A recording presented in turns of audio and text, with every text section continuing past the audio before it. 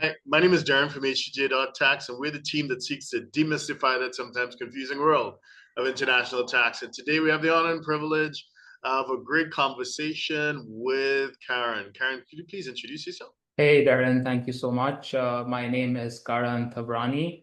I have my own law firm here in the UAE, Chakra Legal and Corporate Services.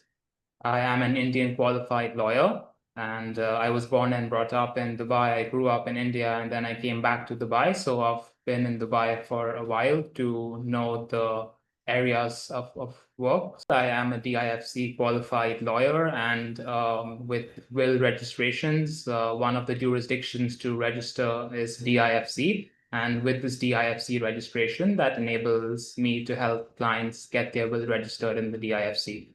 Okay, so let's talk about the will process itself. So, what documents, I made a decision, this is something I want to do.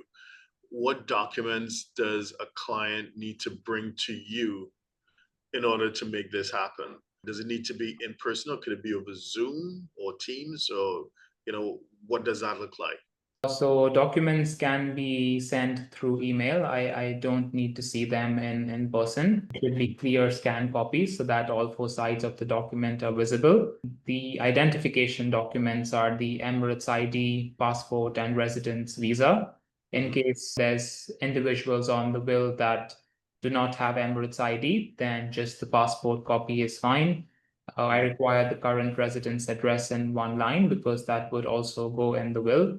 And then in terms of the assets, I don't really require this information because we create a generic will and there's a generic distribution for the assets. But let's say there is a specific asset the client would like to have a separate distribution for. So the most common distribution I see with my clients, married clients at least, they would give everything to their spouse in case the spouse is not there. And let's say there's two children, it would go 50-50 to the two children.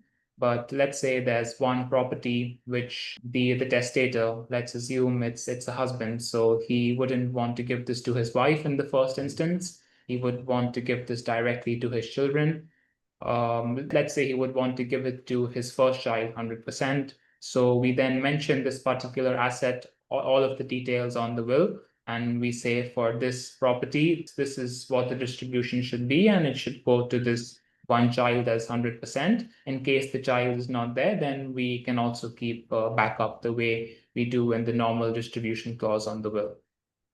Okay, very good. Thank you for that. And Karen, if people want to get in touch with you and find out more about your services, what's the best way to find you? The best way to find me would be through my website. So that's chakralegal.ae. That's CHAKRA, chakralegal.ae, or my email, karan@chakralegal.ae. Fantastic.